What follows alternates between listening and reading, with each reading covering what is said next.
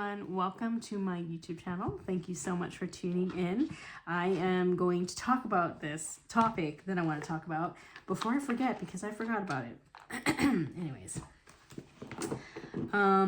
this is the topic about everyone saying, don't take things personally.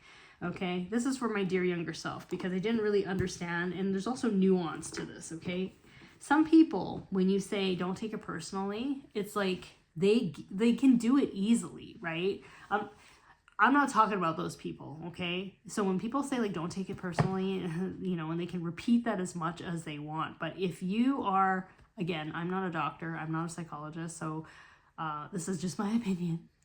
And if it resonates with you, like, great. If it doesn't, it's not for you, okay? I'm talking about people who are like me, who are autistic and on the spectrum, who like pattern recognition, who also ruminate a lot, because I have the mind of someone that, like, I will ask questions not just to hear any answer. Like, the answer has to help build their puzzle pieces that I gather to kind of complete a puzzle. Like, if somebody gives me an answer, a partial answer that doesn't yet fully make it click, like, oh, that's why you're doing this, even though I can accept that answer, there's a wheel in my brain that will keep spinning and spinning and just go like, churning and churning, and just think like, okay, well, but what about this? What do you mean? What about this? Like, I have like so many questions. And until somebody like blatantly, this is why I really appreciate when somebody can clearly, succinctly say what needs to be said to conclude or to clarify something that's on my mind, I feel relief, because it checks all the boxes and I can finally be like, oh, that's why that's happening, and then set it aside and not bother with that, and just know that as a fact that it's like that. Or like, this is why someone's doing it this way, because they need it, this, it needs to add to this, and it makes sense because it adds together to make it run smoothly. They need it a certain way because of this. If we don't do it this way, it's going to cause this. And it'll cause problems down the line. That's why it needs to be this way, because then it makes it sense here, and then it will make it smoothly here. You see what I'm saying? I hope you understand what I'm saying. And, growing up as someone who is, like, I was around really hypercritical people. So I was very hypercritical to myself, and I was a perfectionist. So, like, for me, again, that doesn't really help me, right? So this is why, like, when people explain something to me, I need to know all the details. It doesn't help that I also have some anxiety. So, like, I feel like in order for me to soothe myself and soothe my anxiety, if I have all the variables and all the answers to a problem, or like to something that's going on, I can feel at ease, because I am like, oh, okay. Like, everything makes sense. I don't have to think about what happens if this happens. What about this variable that we never really discussed? Something like that. Anyways, with this type of mindset, I know there's people out there who can relate to me. And, I've worked on that, where it's like I've meditated and I understand how my brain works, and I know how to kind of get myself out of that funk. When people say don't take things personally, it's hard for people like me sometimes, because we automatically, if somebody is like rude to us, we will automatically assume that we did something wrong, and then we'll start to think about all the things that could have possibly happened, what we could have said, our tone, maybe like we didn't understand something, and then put in there missing certain social cues, or not having not knowing certain social cues, not knowing our tone either, like not making enough eye contact, like there's so many things where you can add on there. So like, with that type of thinking, and then if somebody is being rude or unkind to us, we look at variables of so many different things, of scenarios of what have possibly could have happened. And we tend to beat ourselves up because we are hypercritical of ourselves, and because we are a perfectionist, and also we're highly empathetic. Like, anyways, so you see what I'm saying, how this can kind of like not really work for us when somebody says don't take things personal. And I think for me, what I want to say is that there is more to this, okay, in terms of like how we can try to not take things personal. There's a reason why I'm making this video, because sometimes when someone says don't take things personal, it's still hard for us to kind of get out of that funk, because of those reasons I previously listed. But there's another thing that I want to say to kind of help soothe and help you understand, if you're in the same boat as me, why blaming ourselves or thinking that there's something fundamentally wrong with us is wrong. You know, I'm not saying it's not good to not, you know, it's important to look at yourself and self-reflect, yes.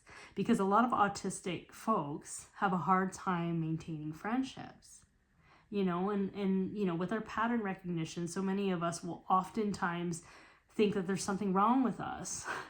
You know, if people fall out with us, or like they don't want to talk to us, or they ghost us, or like they go silent on us, we have a tendency to look at ourselves, and then because of our pattern recognition, we will be like, oh my God, we are the common denominator in most cases, right? Not really putting together like a perspective here, which is the perspective of spirituality and energies. Okay, this is really, really important because there have been really, really reliable like channelers who speak on autism, you know, and I don't know their actual quote, but basically the quote on autism, and I'm not saying like autism is superior in any way. Autism is like, people with autism have a different energy when they come in onto this planet. They have a type of energy where they are here to change systems, where things before, everything had to be a certain way. With autistic folks, that energy is different, where it's like they're here to be who they are, and the world needs to start moving in a way where we are finding supportive ways to support people with autism. Or they help to open our minds and our hearts to kind of gain perspective of having more compassion and more understanding, and more acceptance, and more support for a different way of thinking, a different way of operating, a different way of doing things in life. And they are here from the perspective of like, you know, somebody says something like autism is kind of like people coming in here and they're like a round peg, but they're trying to be like, people try to force them to be in a square peg, insert them in a square peg, and it doesn't work. They just literally, you cannot force them to be anything but themselves. You must adjust. That is the gift of autism. You have to adjust, and you have to figure out a way to open up your hearts and be more compassionate and understanding. Okay, so what I want to kind of say with this is that, you know, different energies, and from a spiritual perspective, if you are somebody who has that energy, and you're also somebody who is a catalyst, your energy is like so special. So your energy shakes things up. Again, in my other video, it's like you carry extra light in your body. You're not as restrained as other people before in different generations. It's like you have a different energy level to you, a different energetic body to you, where naturally you trigger more people into looking at their shit and dealing with their light and also their shadows, right? Like, because you can't deal and embody your light without looking at shadow aspects. And if you are, I'm not saying only people who are who have catalyst energy or autistic, excuse me. I'm not saying that. I'm just saying if you are both, if you are neurodivergent, autistic, and you have that energy and awareness, it's like that perspective needs to be taken in account when you shift things out and you make things, you don't mean to, but sometimes when people don't want to work on their shadows, they will like literally project on you. And they will literally try to diminish the light because they don't know what else to do, because they don't want to work on themselves because of shame or fear or whatever. So a lot of times, like, the bluntness goes right to the people who carry the most light, that is holding a mirror up, basically. They want to smash the mirror, theoretically, hide it, cover it, dim it, whatever, because they don't want to work on themselves. Now, and that can also cause people to take things personally and like feel like there's something wrong, right? But when you have that perspective of you have a different light body, you're here to be exactly who you are. And there's a lot of people who are not willing to do the work, hence why you may feel rejected by these people. I want you to know that, like, when people say, like, you know, don't take things personally, yes, don't take things personally, but I want this description of what I'm saying to soothe you, because there's other levels of it. If you keep ruminating, I want you to know we all have different soul contracts too. So like, the people that we meet, we might just be meeting them for a season and they're not meant to be in our lives for the whole duration. Or if you're just here, like the energy of what I feel like wind, where you come in and you shake things up because your energy is required and asked for on a higher level. And then after you shake things up, then you leave. A lot of autistic people might feel like they're alone, you know, like, because there's a temporary season in their life with so many people, because their mission is not just physical, doing one physical thing. It's like they're meant to move around, to shake energies up, to show, to illuminate things for people. And, you know, that repeated pattern of always having to show up, shake things up, and then leave, or show up, shake things up, people disappoint because they don't follow the trajectory of growth, or people, you know, you show up and then people reject you and treat you poorly. It's like, it's hard to be like, you know, we hear that don't take things personally. It's hard when you have experienced that time and time again. But if you are aware of exactly who you are and why you are here and the light that you carry, and you're meant to just be yourself, and you know that you're here to heal, you're here to shift things, adding that perspective of that spiritual perspective can help soothe you in knowing that, you know, reinforce that, yeah, it is not personal. That even though it may be the common denominator that you're not really in a lot of people's lives all the time and for a long time, it's easy to think that there's something wrong with you. But when you add that perspective, which I feel like society doesn't share enough and talk enough because they're not aware of it enough, it will help you understand that it really is not personal. Because another thing I want to talk about too is that a lot of people on this planet lack empathy. They lack compassion and understanding because they also don't know who they are, or they're too busy to focus on healing themselves. Because society has made it so like they have to work all the time, and they can't, and they're tired all the time and exhausted and distracted all the time, so they don't have time to kind of look at themselves and heal. So when people, I am a firm believer that like when people are able to see clearly who they are and accept themselves for who they are and have done that healing work, which means like you have a very open heart, you have strong boundaries, and you're connected to spirit, and you're very clear, these people are more accepting of the differences of other people, autistic people, and people who are just different in general, because they have accepted through their healing work all the dark sides within themselves, including the light.